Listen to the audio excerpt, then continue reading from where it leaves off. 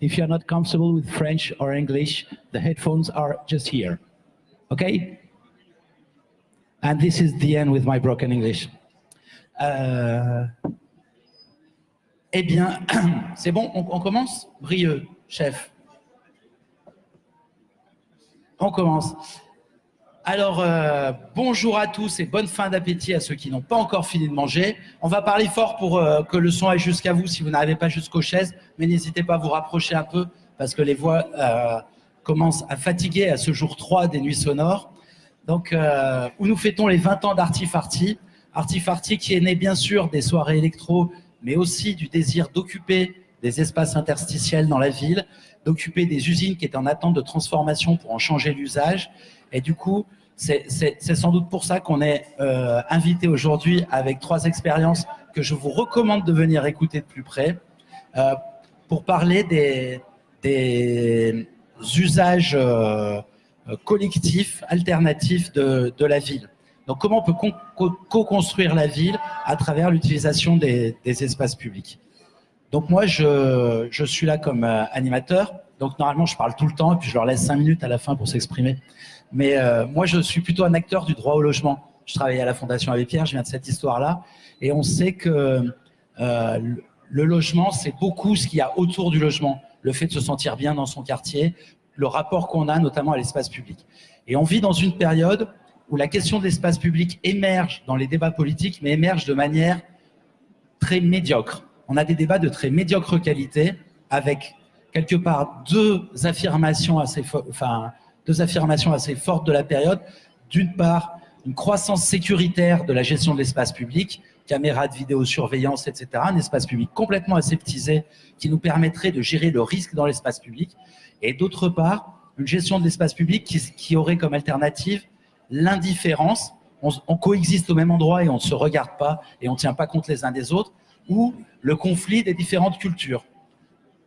Témoin de cette dernière hypothèse, c'est la croissance de la pression faite aux femmes dans l'espace public. Hein, on trouve toujours qu'elles ont soit des robes trop longues avec des foulards sur la tête, soit des robes trop courtes. Mais en tout cas, la question de la liberté de conscience, de comment on s'habille, est en train de reculer. Et l'espace public est vécu comme un espace où il est possible pour tous de contrôler tout le monde. Et face à ces dérives à la fois sécuritaires, d'indifférence et de télescopage, émergent en Europe des nouvelles tentatives de se saisir collectivement des espaces publics. Et nous avons ici 3 expériences qui pourront être... Ça va, je ne parle pas trop vite? Et nous avons ici 3 expériences qui vont nous aider à voir comment on pourrait nous aussi s'organiser. Et on a la chance à l'intérieur du European Lab et des Nuits Sonores de pouvoir apprendre ici de ce qui s'est fait ailleurs. Moi, je ne connaissais pas du tout ces 3 expériences. Ça m'a éclaté de les découvrir, pour être clair. Et donc, on va essayer de profiter de vous et de vos histoires. Et la première expérience à qui je cède la parole, on va essayer de partir du particulier au général, la plus incarnée, la plus colérique, la plus bagarreuse, qui est une expérience à Cluj en Roumanie, une ville en période de gentrification sur laquelle la question de la relation entre l'expertise, les communautés locales, le travail, l'accompagnement ou la résistance à la gentrification s'est développée autour d'un projet notamment de l'accompagnement par Lala, qui est gentiment venue de Cluj pour nous raconter cette histoire. Lala, est-ce que tu peux contextualiser un petit peu avant que de nous expliquer ce que vous avez fait concrètement? Il faut parler très fort, je crois. I will speak in English. My French is doesn't have so much exercise lately. Do you hear me? I'm coming from the biggest neighborhood in Cluj, former communist blocks neighborhood, and I'm not sure how many people from here went to Romania. And I will start with a small contextualization for you to understand our work in a community and also the actual struggles in a very creative and sexy city that Cluj became, but also to present you the dark sides of public spaces and urban scapes today. Our project is called La Terenuri, Spațiu Comun în Mănăștur. We translated at the playgrounds, common space in Mănăștur. And we started with a series of artistic interventions, performance in public space with the European project. But then we realized that contemporary art is not well understood in our neighborhood because we came from a contemporary center, from a former factory. And we realized from art, we have to learn also more to deal with the engagement and to listen to the community in order for all of us to cope with the future changes. So our city, now I present you the confetti in our center. The confetti in a cultural center, it's always sexy and attracts visitors and has the historical center well sold, but hides a lot of, I don't know, gray areas of development. So our city is in a very big boom now. From one year to another, I don't recognize my own city. The IT industry came after the city town hall sold our city as a very creative and innovative city. But then now we are facing the reverse of this boom. And the cultural scene, it's also taken over by big festivals who are swallowing somehow the city. This is the other part of our city, the periphery, where the garbage area of the city and the recycling issues are overwhelming, and more than 2,000 people and Roma people are living there. And every time I travel and I tell about Cluj, I also present this part, that it's a part of the European city. And this is the paintbrush factory in which I work in the last 10 years. Factory transformed into a contemporary art center. But after 10 years, we can't rent the space anymore. And from 4 floors, we have 1 because the IT industry rents this for offices. So we are also facing changes within our format. And on this big neighborhood I was telling you, we discovered a very green area in the danger of construction. And we realized this has to be shown to the authorities as a potential park and common space. And in the last 7 years, we transformed it into a urban lab, and we played a lot of scenarios with architects also from many cities of Europe to imagine to the town hall and with the citizens what we could do in this area. So in the first picture up, you see the area before our coming, and after that we innovated through a lot of temporary furniture. We build a stage. We have 2 containers, big ship containers now, like these ones, holding our materials. We worked in schools. We organized the neighborhood festivals for thousands of people. We worked in a school, as you see, talking about urban space and also discrimination. We also activated former cinema together with the town hall, and we formed an initiative group with the citizens. You see them in the left. We meet for beers in the neighborhood to discuss the future of the neighborhood. And in time, our association developed as a facilitator and started to retreat, because I don't think it's sustainable to grow projects in communities and as an association to keep staying there. So we let this group manage their own future, and they have their own newspaper. It's called Buletin de Mănăștur, and publications, and also threatens from other developers to build more blocks in the area. And also a lot of type of activities, temporary interventions in the neighborhood. And this is the last one from June, showing the authorities just to build a small bridge to connect 2 areas that they will include in the investment programs of next year. So it's more, we work on small scales, on advocacy levels. And in the end, after 7 years, the town hall accepted to listen to us and to launch an auction to transform this area into a park. So this is the first plan of last weeks, and we hope with our contribution to see this park as a product of this participation process. This is very short introduction to our city's issues and my project. Merci beaucoup. Peut-être qu'on va laisser les 3 présentations se faire et on viendra après à des questions sur chacune. Moi, je retiens le paradoxe sur lequel a insisté Lala, que travailler sur l'attractivité, le côté sympa des villes, c'est aussi quelque part accompagner la gentrification, les phénomènes de ségrégation. Et ça pose bien sûr des questions aux autorités publiques, mais ça pose aussi des questions à la société civile qui accompagne ces mouvements.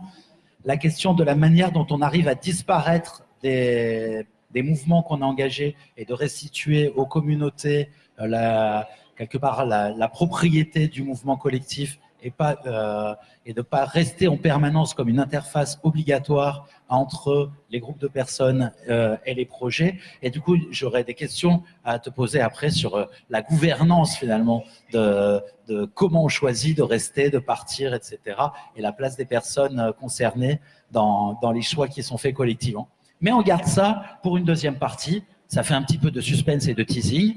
Et nous partons à Bruxelles, qu'on dit sans X, à Bruxelles, où la moitié ouest de la ville, de l'autre côté du canal, a été colonisée par une bande de dangereux farfelus. Donc, Pépène, qu'avez-vous fait là-bas encore? Ben voilà, on y fait plein de choses. Je vais vous vite montrer, on prendra pas trop de temps, mais juste montrer quelques images de ce que nous faisons avec To Stand.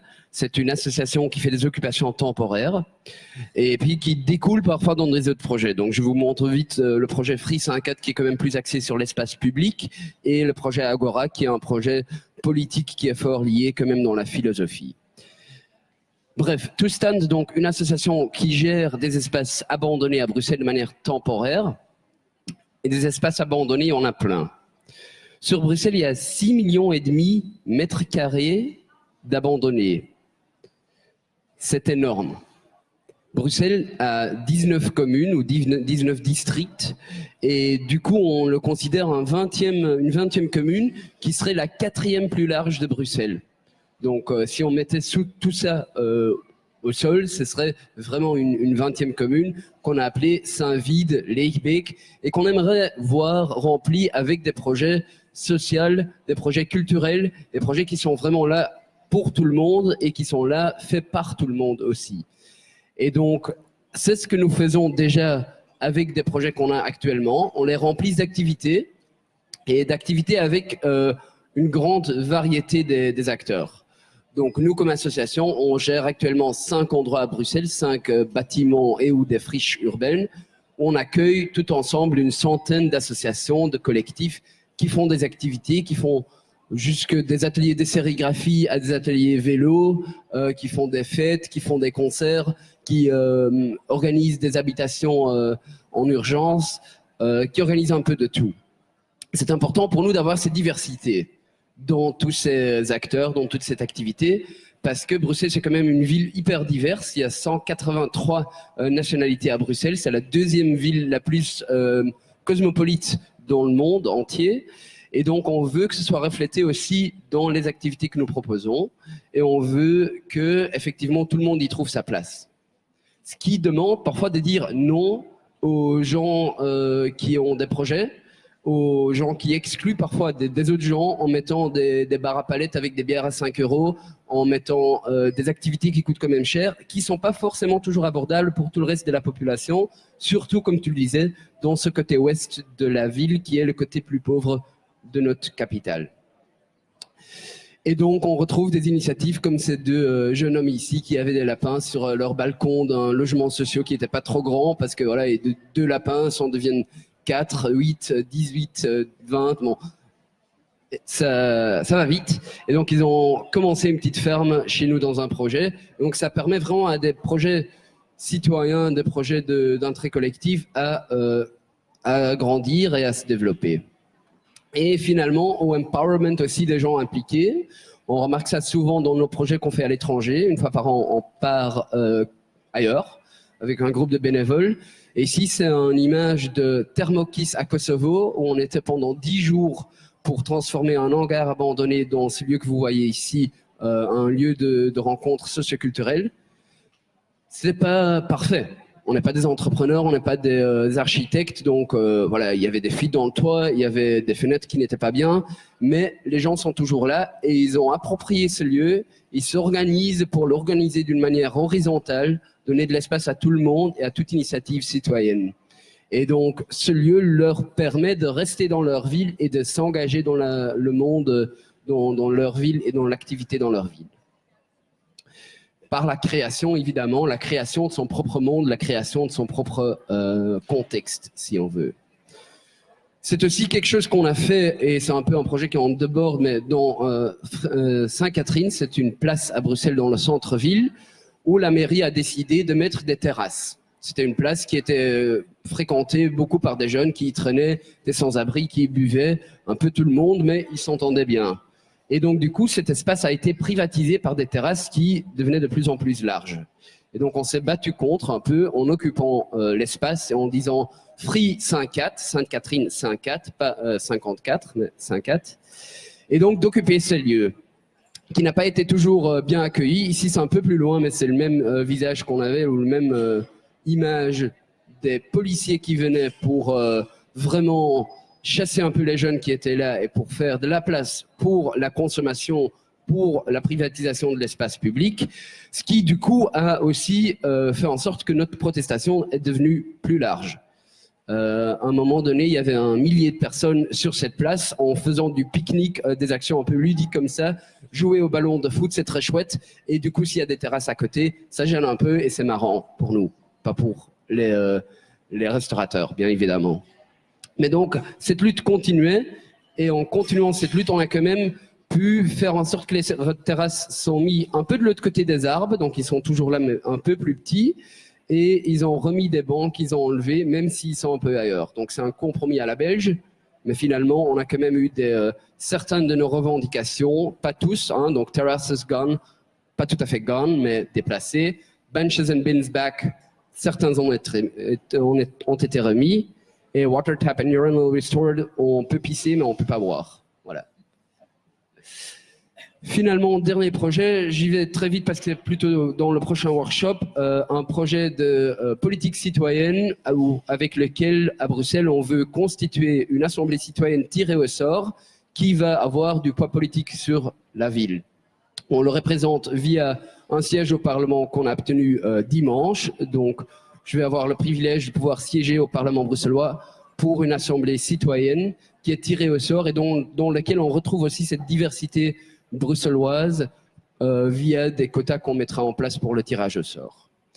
Est-ce qu'on est contre les élections? Oui et non. On trouve que les élections, c'est trop court-termiste et on veut ajouter un système de tirage au sort. Ça nous amène un peu trop loin. Mais qu'est-ce qui rassemble tous ces projets-là? C'est de co-construire la ville ensemble, des citoyens avec la politique, de lutter contre ce qui ne va pas, lutter d'une manière constructive, de proposer autre chose, que ce soit sur les terrasses, les bâtiments abandonnés ou les systèmes politiques, et faire en sorte que les citoyens soient entendus et peuvent co-construire leur ville eux-mêmes.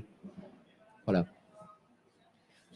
Merci Pépène. Je trouve qu'il y a quelque chose, comme souvent en France, on a toujours tendance à souligner le caractère ludique de ce qui nous arrive. Les Belges sont sympas, mais il y a quelque chose de politique dans le ludique. C'est aussi d'ouvrir un espace qui permet d'être à la fois dans la revendication puis dans une forme de fermeté politique, tout en étant dans la co-construction et de ne pas fermer complètement la porte à la discussion.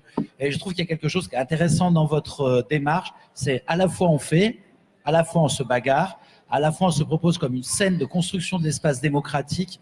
Et il y a quelque chose qui fabrique ensemble un intermédiaire qui répond à un des enjeux de la société actuelle, à mon avis, qui est comment on actualise la démocratie en faisant une démocratie du quotidien qui ne soit pas une alternative, un remplacement à une démocratie représentative, mais qui fonctionne avec la démocratie représentative pour qu'elle fonctionne mieux. Et du coup, vous proposez un type d'interface qui, à mon avis, peut être riche d'enseignements pour nous. Même chose, on y revient dans un deuxième temps. Merci encore. Et nous partons droit en Espagne, chez Luis. Vous savez que quand on veut faire des choses démocratiques, c'est très sympa. Malheureusement, on est souvent obligé de faire appel à des experts qui viennent gentiment, du haut de leur montagne, nous amener leur savoir et nous expliquer la vie. Et parmi les pires des pires des pires de ces experts qui descendent de leur montagne pour nous expliquer la vie, il y a les architectes. Ça, on a tous travaillé avec des architectes, ils connaissent tout sur tout. Mais heureusement, certains architectes pénétrés de vérité et de lumière ont décidé de se mettre au service des habitants et de réinventer ce qu'on appelle l'architecture. Donc Louis, comment on fait pour réinventer l'architecture et pour arrêter de se prendre pour un génie? Bonjour à tout le monde. Et, on n'a pas une recette, on n'a pas une manière de faire. On ne vient pas pour dire comment on fait ça. On plutôt parle d'apprendre pendant le chemin, nous poser dans la position d'expert. On n'est pas du tout d'expert. C'est ça une chose que ça nous intéresse beaucoup, de devenir expertisé, pas d'être déjà un expert. Et c'est ça qu'est-ce qu'on dit avec notre pratique professionnelle.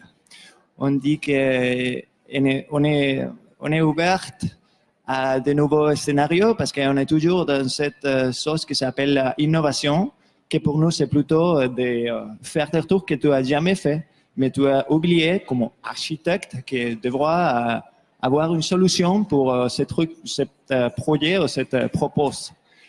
Et nous, on est toujours dans un endroit de proposer, d'avoir beaucoup de propositions, mais avec on dit avec une finale ouverte, avec une finale inespérée, parce que dans le chemin, on partage notre pratique avec beaucoup, on fait des collaborations tout le temps, et on se profite de ces collaborations, on apprend de tous les gens qui ont pris dans les chemins.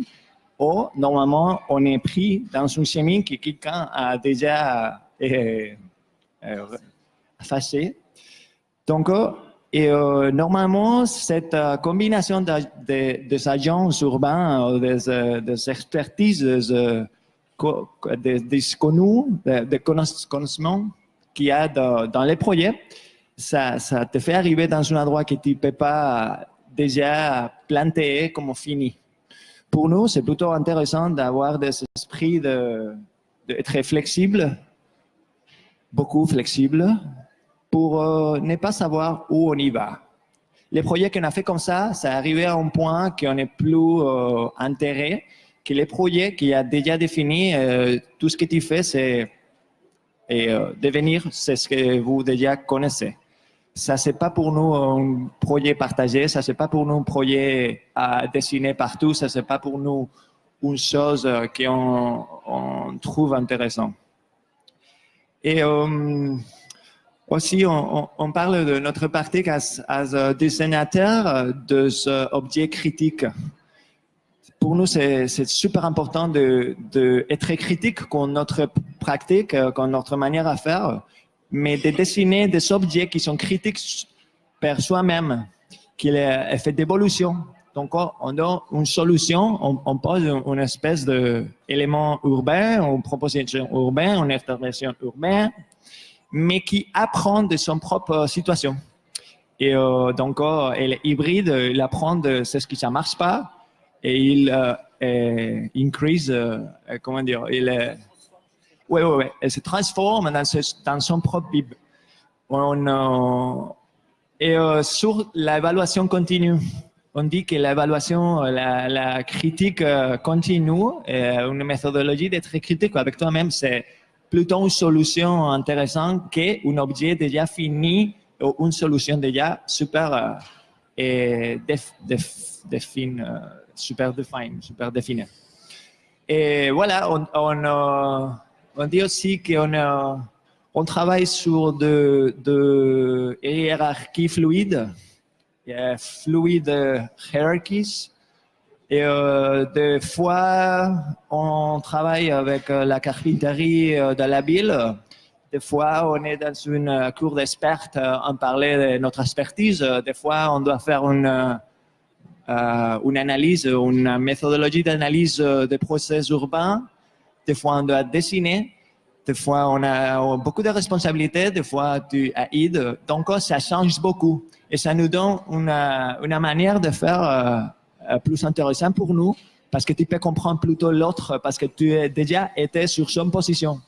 Donc, on n'est pas on ne fait pas de ces structures de travail qui sont toujours pareilles. On change, on change beaucoup. Même dans le même projet, tu peux devenir une chose que tu n'as pas commencé à faire dans le même projet. Et c'est pour nous, c'est très intéressant. Et aussi, on parle de la identité liquid identity. Because as architect, we have this company, Thulo Arc, but spécialement in the process urbain, on devient liquide et on travaille avec tout le monde. Et pour nous, c'est plutôt intéressant que l'identité du projet émerge dans cette merge d'identité. On est toujours dans collaboration et on n'aime pas trop que ces projets se fassent avec ces groupes-là, ces groupes-là, ces groupes-là, ces groupes-là, ces groupes-là, ces groupes-là qui sont unifiés pour faire un projet. Pour nous, c'est plutôt l'identité des projets de collaboration avec tout le monde. Et ça, c'est plus intéressant pour nous pour fortalecer ces projets qu'on fait, qu'il y avait tout le monde et on efface notre identité pour donner la force de l'identité du projet, qu'est-ce qu'on partage, qu'est-ce qu'on fait ensemble.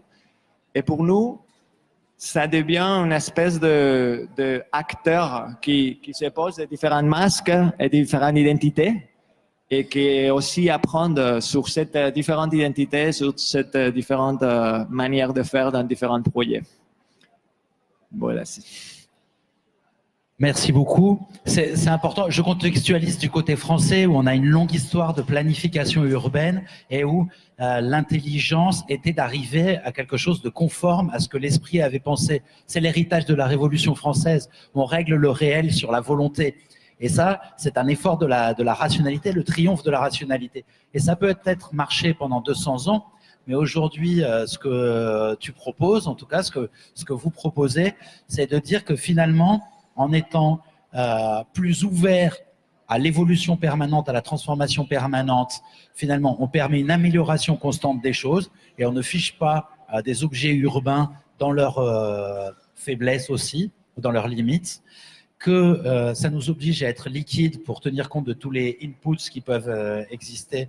Et je crois que c'est aussi important parce que ça évite de négliger différents aspects qui sont importants à prendre en compte dans la construction de la ville et les hiérarchies fluides. J'adore les architectes, des fois c'est des intellos, ils sont quand même mortels.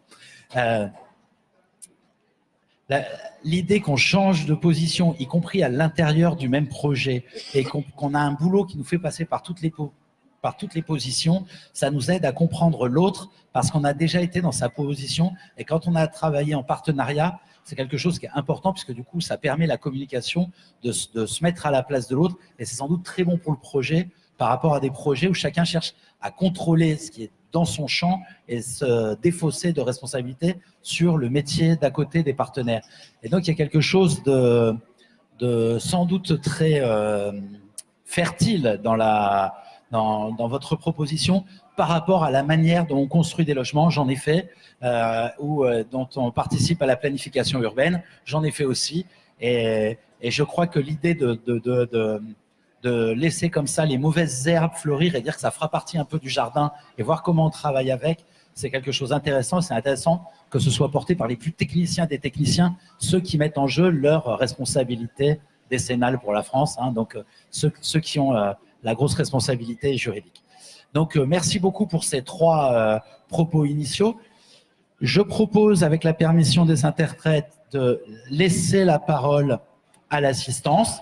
Si vous pouvez poser des questions courtes ou des commentaires courts que je retraduirai au micro. Non, ça va? Ou je donne le micro? Je donne le micro.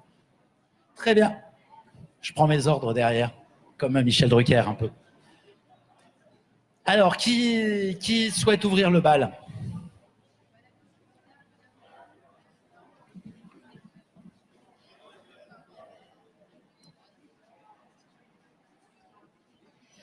Bonjour, je m'appelle Mathilde, je suis architecte.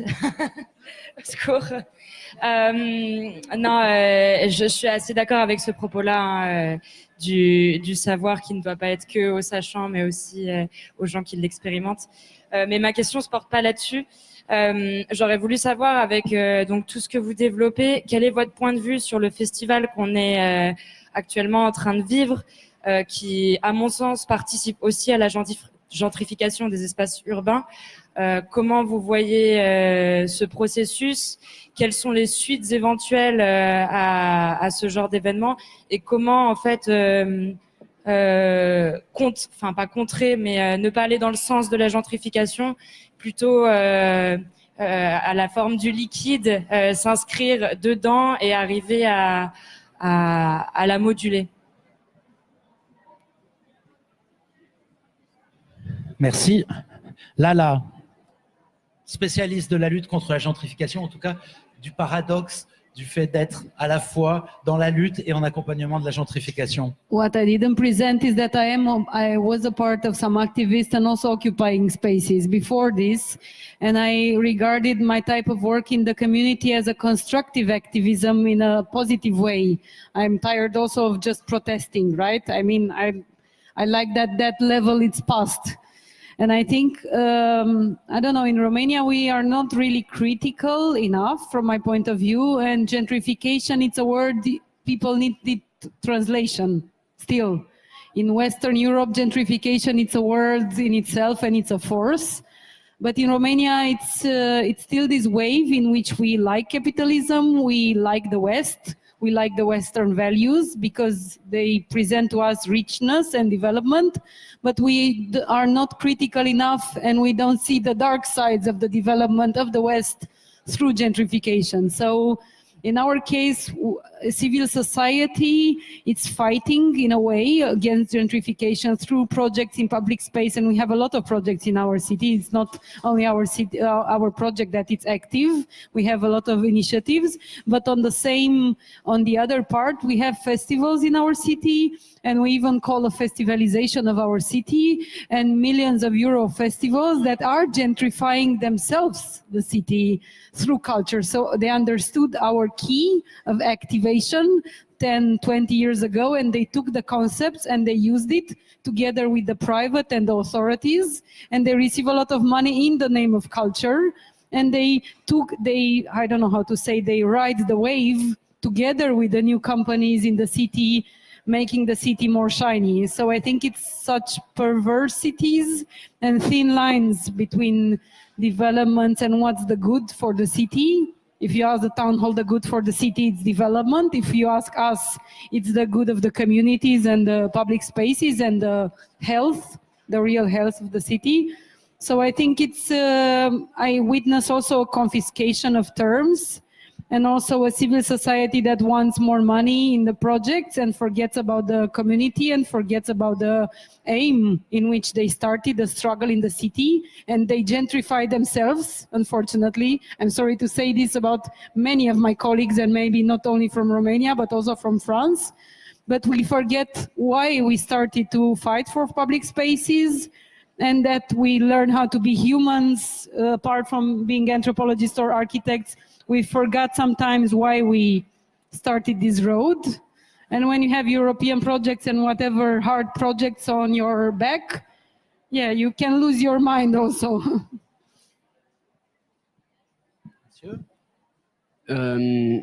Oui, pour moi, c'est difficile de voir pour ce festival spécifique comment ça contribue ou non à la gentrification de Lyon, car je ne connais pas le contexte. On disait tout à l'heure, le contexte, c'est tout. Et pour moi, la gentrification, c'est le déplacement d'une population, d'un groupe de la population par des forces économiques, par la montée des loyers, etc. Et donc, si on regarde ce lieu-ci, il faut se poser la question, est-ce qu'il y a des gens qui ont été déplacés, expulsés par rapport au développement qui se font maintenant, par rapport au heat which is coming? Moi, je ne le sais pas. Donc, c'est très difficile pour moi de répondre à cette question, mais je rebondis sur ce qu'on fait à Bruxelles. Et là, on voit quand même qu'il y a un risque, effectivement, en passant via des occupations temporaires et en essayant d'expérimenter avec la ville, d'amener surtout des entrepreneurs blancs, bobos, bien éduqués, des gens qui amènent un public pareil. Ce n'était pas pour rien, ça faisait aussi un peu référence à ce qu'on fait aujourd'hui, à ce qu'il y a aujourd'hui ici, des bars à palettes avec des bières à 5 €. C'est pas pour tout le monde, c'est clair. Il y a déjà pas tout le monde qui boit du bière, il y a pas tout le monde qui a 5 €, quand même pas à Bruxelles. Et donc, moi, je suis plutôt critique par rapport à des approches qui sont trop axées là-dessus. Mais je pense qu'on peut avoir ça aussi. Mais pour moi, la mixité, c'est indispensable. Parce que si on garde des quartiers pauvres qui restent pauvres, des quartiers riches qui restent riches, on ne construit pas la ville ensemble. Je pense qu'il faut les mixer, mais en ayant une inclusivité qui demande une activité bien proactive. La diversité, ça vient pas de soi. Faut la travailler, faut faire de la place pour tout le monde et surtout aux plus démunis d'abord pour qu'ils puissent s'approprier l'espace, pour qu'après les autres puissent venir aussi. Et c'est pas évident, c'est pas donné à tout le monde, c'est pas, surtout pas si on travaille dans une logique commerciale, c'est pas évident. Et donc oui, effectivement, je pense que dans les occupations temporaires, dans la festivalisation, il faut toujours faire gaffe aux effets que ça a au long terme. Je dis un petit mot pour un petit élément de contexte sur Lyon, qui est travaillé pendant longtemps à être dans le top 15 européen des villes les plus attractives. Et il est vrai qu'en 15 ans, on a attiré 165 000 nouveaux habitants dans l'agglomération. C'est l'équivalent de la ville-centre de Grenoble ou de la ville-centre de Toulon. Donc quand 165 000 nouveaux arrivants débarquent sur un territoire, forcément il y a des effets centrifuges. Donc il y a un problème un peu général de l'échelle de l'attractivité, parce que les villes moyennes autour sont en train de s'effondrer. Et donc on a un problème qui n'est pas forcément un problème qui existe en Belgique ni en Allemagne, par exemple, d'effondrement des villes moyennes et de concentration dans quelques villes-centres. Mais en France, c'est vrai qu'on a aujourd'hui un affaissement de l'État qui organisait l'aménagement du territoire, et il y a une forme d'égoïsme local des collectivités territoriales, et il y a sans doute à réfléchir là-dessus, comment on peut continuer à travailler à la qualité de vie dans les grandes métropoles, sans pour autant que ça se joue contre les villes moyennes qui sont autour, et que les gens sympas et cool et décontractés viennent au centre, pendant que les autres galèrent autour.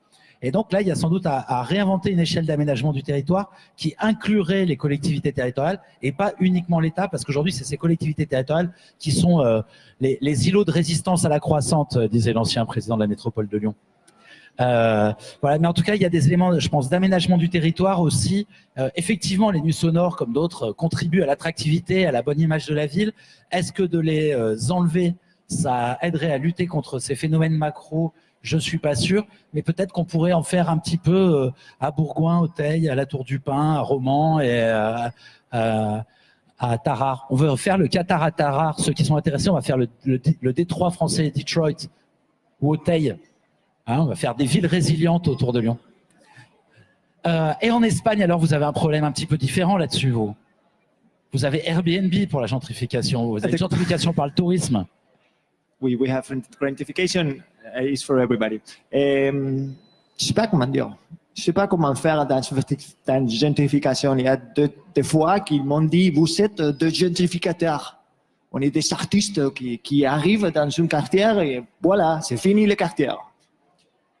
Et de temps, on est l'autre côté de non, vous connaissez la gentrification, qu'est-ce qu'on peut faire pour arrêter la gentrification? Donc, on se trouve, c'est important, c'est ce que vous disiez, Pépin, de contextualiser. On est aussi des éléments globaux. Je connais la situation de Madrid et de Mexique, que j'ai travaillé sur là, j'habitais au Mexique. Mais des autres situations qu'on a beaucoup travaillé, on ne connaissait pas trop. Donc, cette question-là, moi, je te dirais des choses. Une, éviter les conflits. On est part des conflits. On est des éléments de gentrification. Nuit sonore et European Lab, on est des éléments de gentrification. On doit nous connaître et analyser nous-mêmes pour savoir c'est quoi la conséquence de cette forum ici. On a parlé et on a dit que ce quartier ici, c'est plutôt des quartiers industriels, donc on n'a pas fait que quelqu'un se bouge parce qu'il n'y avait pas de population ici. Donc, ça c'est gentrification ou ça c'est pas la gentrification. C'est quoi les éléments de la gentrification? Connaître ça, analyser ça et analyser nous-mêmes sur cette situation, ça c'est important pour moi. Et l'autre chose que je veux dire, une critique à Nuit Sonore, est-ce que je ne trouve pas qu'il y a deux citoyens du quartier ici à l'European Lab. Je ne trouve pas que il y a quelqu'un venu à me voir ou à nous voir pour nous présenter des actions pareilles que ce qu'on fait sur ces quartiers ici. Je ne sais pas s'il y a ou non, mais ça ne m'arrivait pas. Et je peux te dire que normalement, quand il n'y a pas ça, ça ressemble un peu gentrificateur, un peu de éléments super experts de la gentrification, mais c'est ce qui les souffre, ils ne sont pas ici, dans ce forum ici. Pour moi, ça c'est important d'inviter tout le monde et d'ouvrir un espace pour que les conflits commencent. Si on aura un espace ici pour des citoyens qui ne sont pas aussi contents qu'en Nuit Sonore, qu'en l'European Lab, ils viendront à nous dire « j'aime pas votre chose, j'aime pas votre truc ». Et ça, c'est difficile hein, d'avoir quelqu'un là qui te dit « ah, j'aime pas ton chose ». Mais en même temps, c'est ce qu'on dit que c'est important d'avoir la critique, c'est ce qu'on fait à l'intérieur, non? On le dit comme habiter le conflit, inhabit the conflict, go in the conflict, go and talk to these people that they are not happy. Why you are not happy? It's not only like you're happy or you're not happy. We have sorry. Only one language, okay, please. c'est ça. Désolé. I'm stuck in France. OK. Et inhabit the conflict, ça veut dire être préparé par des situations que tu ne connais pas. Être préparé, être flexible et être optimiste que ça va devenir une chose de laquelle on va apprendre. Ça va devenir une chose que les conflits, ce n'est pas tout le temps un scénario mauvais. Il y a des fois que les conflits deviennent dans une learning, apprendre, apprentissage, et ça c'est plus intéressant que les apprentissages à l'école de comment faire la ville, c'est quoi la gentrification, c'est quoi ces trucs comme ça. Et pour moi, c'est être ouverte, c'est-à-dire, comment dire, la gentrification, ok, elle est ici, elle est partout. Donc, comment on le fait? Et aussi, une autre question qu'on dit beaucoup, c'est pour ça qu'on ne s'appelle pas des experts, parce que la gentrification touche la vie de la personne. Ici, dans une European Lab, que c'est cool, un truc qui passe, que c'est éphémère, que si ça m'aime pas, ça j'aime pas, je parte, et voilà. Mais la gentrification, c'est ma vie. C'est la vie de la personne. C'est un truc difficile à dire, on doit faire ça. Attends, tu dis ça parce que c'est pas ton quartier, parce que c'est pas ton vie, que c'est pas toi qui te bouge. C'est pas toi qui te... Dans le projet, on trouve beaucoup de temps qu'il y a des mecs qui, quand on travaille sur ce thème dans un quartier que c'est pas le tien, tu as une position. Quand c'est ton quartier, tu adaptes une autre position. Et ça, c'est difficile parce que ça te touche, ça, c'est ta vie.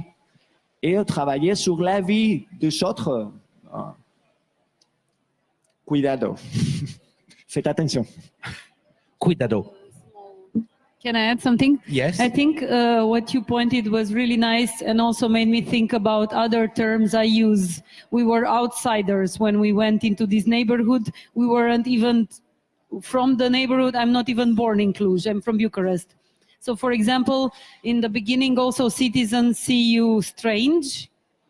Some experts around us attracted attention about, hey, you might colonize that. So another synonym to gentrifying, outsider and colonization. Like the creatives come into a virgin areas and they bring the innovation and the ideas. But in the same time, we brought more knowledge, for example, and questions to the citizens. And in time, we gained trust that they learned that we are not the enemy. The town hall was the enemy. And then we were there to help. And in time, we got to be local and legitimizing them ourselves. And then to be one with the citizens and form a group, for example. But in the beginning, And we have also other examples, even in Roma communities, that artists and NGO go there and the communities already reject them because they say, hey, you take money for us, you pay good salaries, and you are keeping us still poor. So I think, yeah, there are many faces of our work in the city, and yeah, we wear also many hats. Ok, bonjour. Alors il y a une question, mais avant je rebondis effectivement sur cette réflexion sur ce quartier-ci. Moi je suis lyonnais, mais je vis plus à Lyon, donc je suis revenu je suis revenu là pour ces 3 jours et je vois le degré d'évolution de ce quartier. Et effectivement cette question-là de la gentrification, pour moi qui est finalement pas que celle du festival en tant que tel, mais de toute l'évolution qui a été impulsée sur ce quartier. Je me souviens, et on sait tous qu'à 450 mètres, effectivement, le quartier autour de Sainte-Blandine et de Perrache reste un quartier extrêmement populaire. Et c'est vrai que je me posais la même question. Est-ce que les habitants qui sont à 450 mètres d'ici, la notion d'inclusivité sur l'évolution de ce quartier, j'aimerais bien savoir en fait comment, si on a été les chercher pour leur permettre de s'en saisir. Voilà. Alors si quelqu'un a des éléments, ça m'intéresse. Et la question, qui est une interrogation en fait, les initiatives que vous proposez, mais pas que vous, en fait, c'est dans plusieurs initiatives de ce type-là, les expériences proposées sont des expériences dans des quartiers, c'est-à-dire qu'effectivement, il y a des initiatives comme les vôtres que vous réussissez à partager ou à développer politiquement dans des quartiers. Et ça m'interroge en fait sur le lien au pouvoir public qui gère les villes, mairie, métropole, etc. C'est-à-dire, est-ce que d'une certaine façon, ces initiatives ne sont pas aussi pour eux des alibis à l'échelle d'une ville et d'un espace urbain complet en disant « Ok, là, on a un quartier, surtout dans des grandes villes, on laisse quelque chose s'expérimenter, ce qui permet en fait aussi à des postures alternatives de s'exprimer et donc, sur 80% du reste de la ville, en fait, on reste dans un état de développement voulu, pensé par les pouvoirs publics de façon relativement réac ou classique, et il n'y a pas d'interpénétration entre les deux. Donc, est-ce que finalement, vous avez la sensation de ne pas un peu servir d'alibi, ou bien, point de vue positif, ces expériences-là sont quand même destinées à se répandre dans l'ensemble de la ville et de l'espace urbain? Quelle réflexion vous avez là-dessus? Alors, collaborative washing. Donc, oui, je pense que en fait, les deux se font. Quand je regarde ce que nous faisons à Bruxelles, on a une occupation de certains hangars où un parc va être construit. Et l'occupation qu'on fait n'était pas du tout visée à avoir une influence sur la création du parc. C'était juste une animation temporaire en attendant la construction. Mais on remarque que ça fonctionne si bien que les autorités publiques viennent vers nous en nous demandant un peu, voilà, jusqu'à un certain, bon, ça va pas si loin que ça, mais ils demandent qu'est-ce qu'on peut garder, comment on peut inclure des activités qui marchent bien dans le parc. Et donc, même si eux, à la limite, ils l'avaient imaginé comme un sort de tokenisme, où ils disent, voilà, faites un peu votre bazar participatif là, on fera autre chose, nous, à long terme, ils se rendent compte qu'en fait, c'est mieux. Et donc, d'avoir un pied dedans, ça aide à masser un peu de cette idée dans les anciennes structures, l'ancien régime de la construction urbaine, de voilà, en fait, c'est plus durable de travailler avec les citoyens. Et donc, du coup, ça fait le lien aussi avec le projet Agora dont je parlais, c'est au niveau politique aussi, je pense qu'il y a besoin de faire ça, de besoin de montrer qu'on peut faire ailleurs ou différemment, qu'on peut faire plus durablement, mais ça demande du travail, ça demande un peu de temps, ça demande voilà, une souplesse qui vient peu à peu. Mais donc je pense que beaucoup, les pouvoirs publics commencent avec cette idée, oui, vas-y, on va donner un petit lieu d'expression aux citoyens ou un peu d'expérimentation. Et ça, après, ils se rendent compte que, en fait, ils peuvent en profiter. Mais après, souvent, je pense.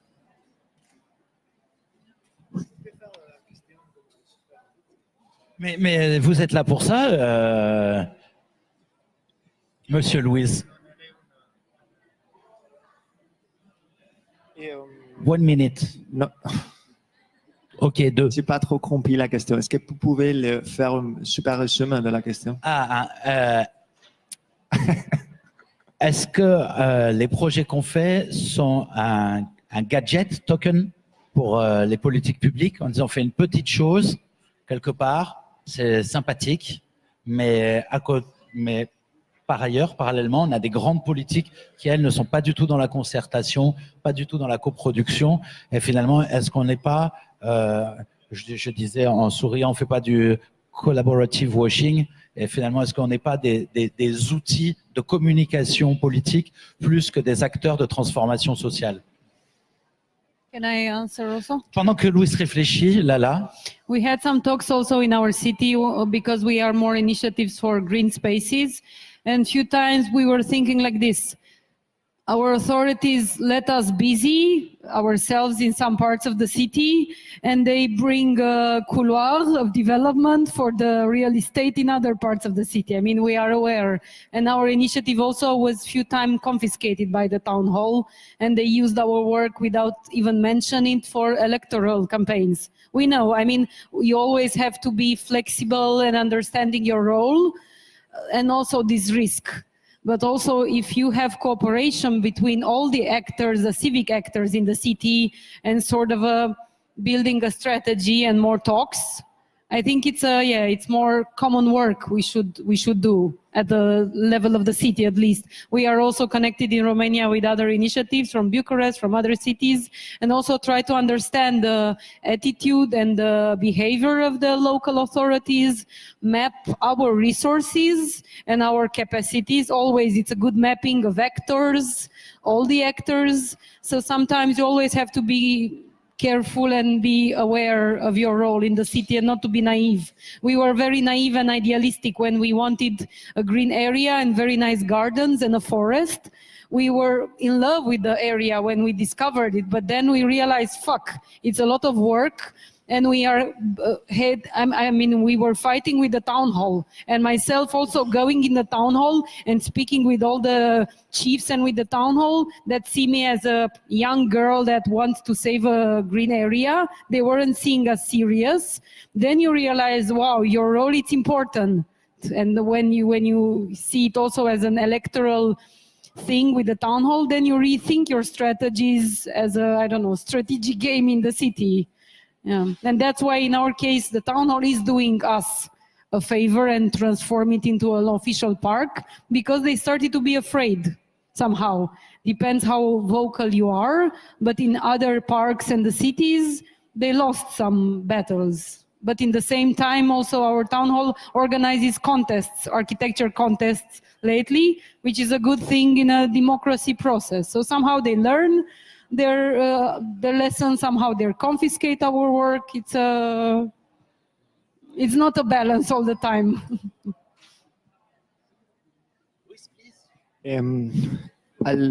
I totally agree with what you just saying.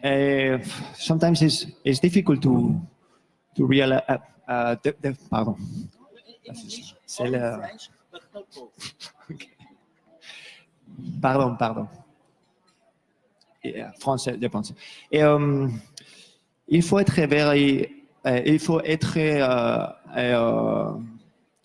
attendante à ce qui se passe sur les projets. Être trop comme un regardant qui regarde tout le temps ce qui se passe, comment ça peut développer. Mais en même temps, pour nous, c'est ce qui a marché pour n'être pas comme ça. Il y a des tools, herramientas, des outils qui t'apprennent. Une utile pour être pas utilisé, elle est toujours que vous voulez parler, les Auvergne, les forces urbaines qui voulaient parler des projets urbains, on les fait sur les sites. Et tout le temps en public. Ça, c'est un outil important. On ne parlait pas de projets urbains sur ton atelier dans un bâtiment de gouvernement. Si vous voulez parler d'espace public, si vous avez un intérêt, pourquoi pas les parler dans les sites. Et aussi, si vous voulez parler de qu'est-ce qui se passe ici, il faut parler avec tout le monde. C'est qui représente la ville, ce qui représente cette action-là, si c'est collectif. Et normalement, une utile, c'est ce qu'il y a un interlocuteur que quand la conversation arrive, il n'est pas là. Donc, de temps, l'administration qui normalement a des éléments pour se profiter de ce qui se passe dans la ville, si tu effaces cette situation qu'il contrôle, normalement, il s'arrive avec une attitude plus réservée. Et pour nous, ça marche beaucoup, très bien, normalement, de faire ça. On l'appelle cuisiner la ville, faire une cuisine. Vous êtes gouverne, c'est ce qui pose la cuisine. Voilà, ok. Mais il y a une autre personne qui est le cuisineur. Et c'est une autre personne qui est le producteur. Et c'est le plus important. Mais si on n'a pas de cuisineur, on n'a pas de producteur, on ne mange pas. Et si on n'a pas de public pour la table, qu'est-ce qu'on fait? On mange sur la cuisine. S'il n'y a pas de table, on fait cette réflexion, ça, pour dire que l'intelligence collective, c'est notre force, notre utile plus intéressant. Et n'être pas comme n'avoir peur. Il ne faut pas avoir peur. Il y a quelque chose que les gouvernes ou les forces mauvaises sont intéressées, c'est parce vous avez déjà réussi à faire une chose intéressante. Pourquoi avoir peur de qu'ils vont te le voler? Tu as déjà réussi à faire une chose intéressante et voilà, on est ici. N'avoir peur, n'avoir une hiérarchie established.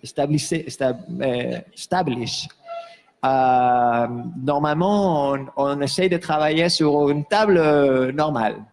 Ça, celui-ci, c'est un peu pareil. Nous, on est au même niveau, mais celui-là, c'est pas au même niveau. On essaie d'être dans le même niveau tout le monde.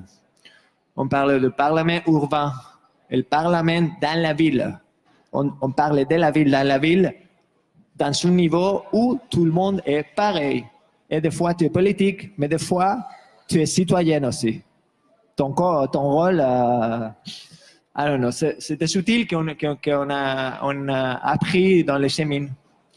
C'est pas comment c'est comme dans la Grèce ancienne, où il y avait justement, via cet outil de tirage au sort, tu étais à des fois gouverné et parfois gouvernant, et donc ça altère, et ça, c'est un outil démocratique pour moi qui est indispensable, parce que on se sujette, là il y a des gens qui sont toujours au pouvoir et qui se sujettent jamais au pouvoir, et il y en a des autres, il y a la plupart des gens qui c'est l'inverse.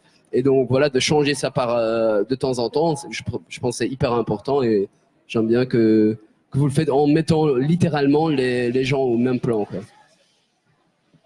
Is it someone from here that can also answer from Lyon to his question? Also, yes. And also I'm curious if people from the area are also in the audience. I'm curious.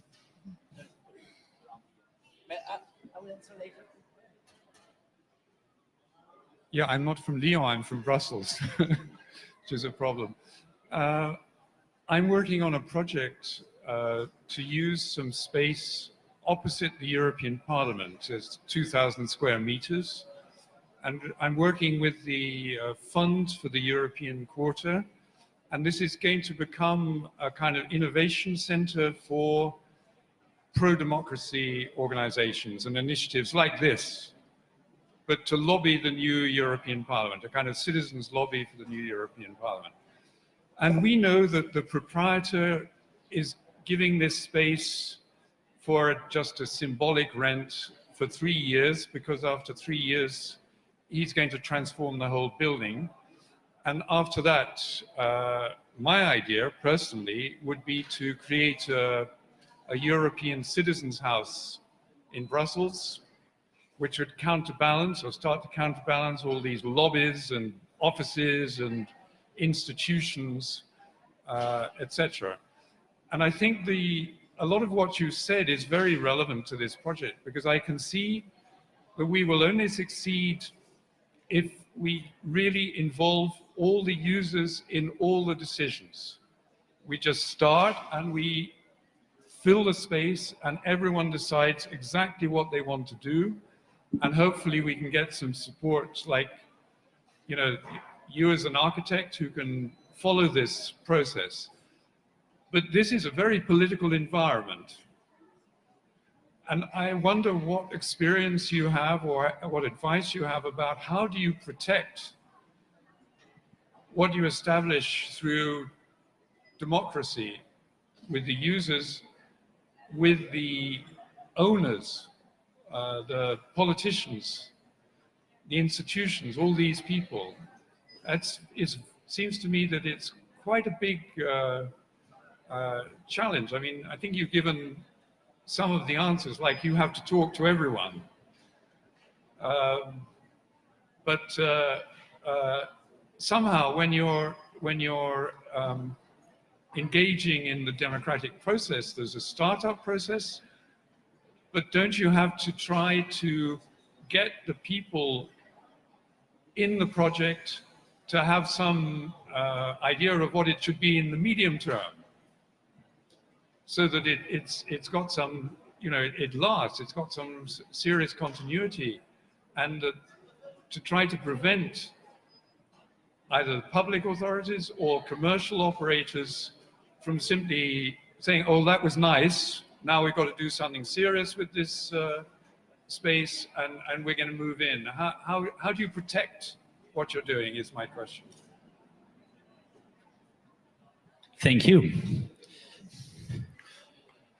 I'll answer je te réponds en anglais ou en français? English. Now English, sorry. I will answer in the same way as last time. There are some tools that I can say. For example, there's one tool that is very interesting. It's always having the goals, these goals that you said in 2 years, having them super clear all over. We want to do this. Maybe it's wrong. Maybe it's right. Maybe this part is wrong. Maybe this part is right. But it's very clear where we want to go. To everyone, open. Here we are. This is what we are. This is what we want to do. Very, very clear on the communications, your goals. And another tool that is very useful is to communicate the process. We started this point. 2 weeks after, here we are. 3 weeks after, here we are. 3 months afterwards, here we are. Now that everything is gone, here we are. And we get distributed to the city. So somebody can understand the process. I don't know, that could be in a blog, that could be in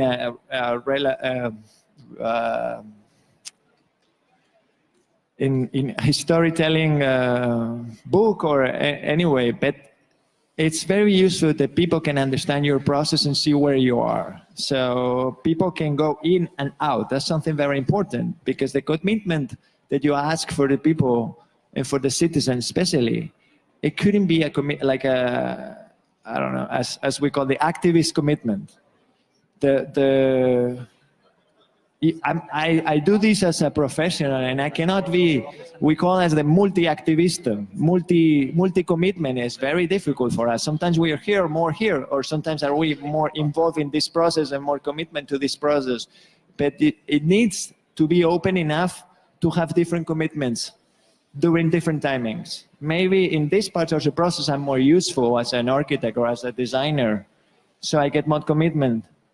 But I can only do that if the process is clear, if the people are open to people getting in and out of the process, and also if the goals or what we all, the interest in everybody are clear. Every single person and every single agent in the city or in the projects and stuff like that have a different interest. And it doesn't matter, it's okay. We all do things because our own interest. It's just a question of trying to align interest, and but they could at some point get distance, and it doesn't really matter. It's not okay, the project is gone, we failed. No. There's something there, and just trust that what you achieve is already something important. It's already something that changed somebody's lives and affects in a positive way, the neighbor you're working on and the people you're working with. And for me, and giving the relevance also in this telling stories all the time and then communicating, it's also very important giving the credit to the people and making the people believe in themselves that they are changing the thing. It's not we design the project and we tell you what to do. It's more like well, what do we do? And the people that became the owners for sometimes of some part of the project, give them the credit. Tell them. That's what we call it so important, the liquid identity. It's not your company or your idea doing this. This is happening and everybody is part of that. As more power you give to identify yourself in the solution of a problem or the construction of an idea, the more profitable for everybody it could be.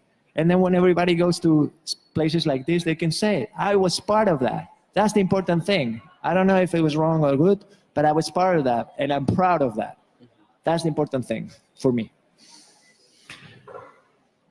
That reminds me, ça me rappelle quand j'ai eu des enfants, j'espérais que je garderais toujours la maîtrise dessus et que j'allais décider de ce qu'ils allaient devenir. Malheureusement, ça m'a complètement échappé, mais à la fin, on est quand même fiers.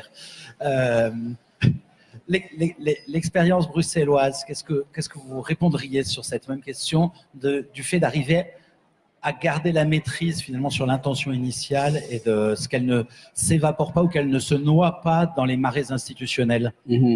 Yes. Well, institutions, there's plenty of them in Brussels, that's for sure. So it's easy to have your project drown in this institutional complexity. Was it the Town Hall Europe project you're talking about? Or maybe the Rue Arlon 104? Even another one? In any case, I think what is our strategy, at least with Toestand, is what you notice, especially in Brussels with its institutional complexity, someone offers you a finger, or maybe a little finger, or maybe just a little tip of the little finger, but you take it and you pull and you keep pulling and you just keep pulling till you got an arm, till you got an arm and a leg, until you've got the entire thing there with you. And it won't always work, that's for sure. There's always unexpected surprises. There's always like a pullback at some point. But I think if you keep on pulling on this so-called finger, and if you keep on pushing on this collaborative city making, and if you keep showing that something else can happen, and if you keep insisting that the public authorities' role or responsibility is not to facilitate economic interests and to facilitate capitalism, but it is to make sure the common interest is at all times being treated, then I think you can get somewhere. And you won't always get what you wanted in the first place, but as these things evolve, I think more and more these minds will be open to this kind of making the city. So it's not a very concrete answer on what can you do in your case, but I do think this is generally something that needs to be worked on in a repetitive manner. Your question also about sustainability, it's also a concern in our work in the latest years. And for us, sustainability was always something like, okay, organize an event, I hate plastic cups. Starting from this to local producers, local beers integrated in the events, then to us, when we realized we started to have burnouts after the 3 years of engagement in the communities. In the first 2 years, we had events almost every week. We were like crazy, working for the community. And then we realized, oops, sustainability is not for us personally. And also in the last year, for example, we started to rediscuss our strategy and also to see our contribution within the city. Okay, what we've changed.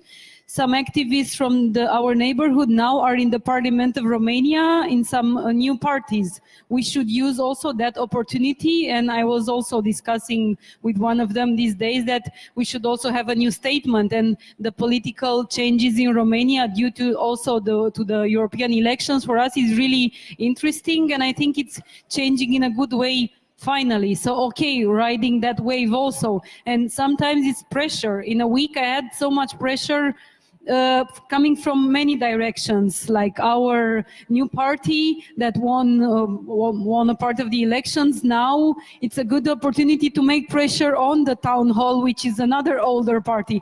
I mean, changing your strategy in this fluidity in which we are taught to live, and 1 week you think you know something, the other you have to change to reshape yourself. And also personally, in the last year, I decided to take distance and to even move out from my city to reflect.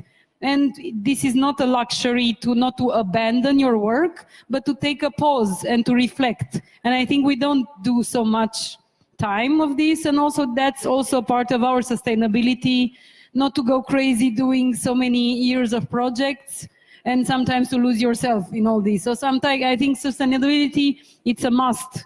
And if we are robots in the city and activism, at some point we need also to stop and to see why we did this and for what.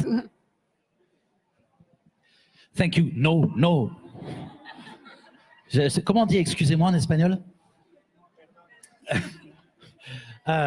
Non, pardon, Brieux a essayé de nous faire étirer un peu, mais j'ai reçu un coup de pression d'Anne-Caroline Jambaud qui m'a dit on ferme. Alors, je vous propose que nous continuions vers le bistrot, pour ceux qui le souhaitent, mais nous devons laisser la place à la table ronde suivante. Merci beaucoup. On retiendra quand même que surtout, il n'y a pas de méthode finie pour améliorer la démocratie. On n'a pas un modèle formel et génial, mais on a surtout de l'humilité, de l'effort, de la vigilance sur soi, de la tolérance aux autres, essayer de maintenir des équilibres, beaucoup d'humour, beaucoup d'envie. Et on répondra à toutes les questions que vous avez posées sur les gens ici et tout, au bar. Mais l'atelier suivant est super. Merci beaucoup de votre venue.